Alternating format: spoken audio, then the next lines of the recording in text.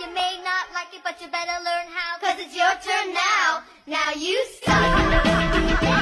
You wanna talk about sex?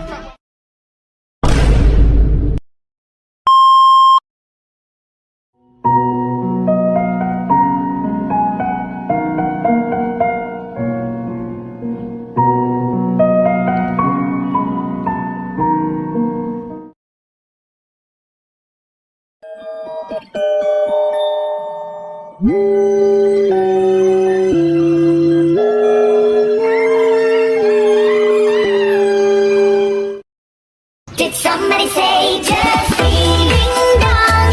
Ring ding ding they say just ding.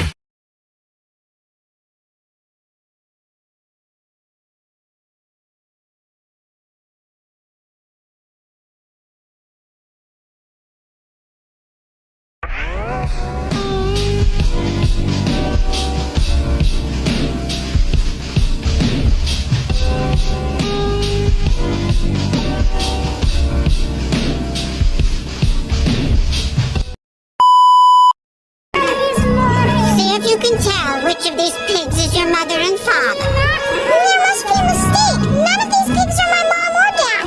None of them? Is that really your answer?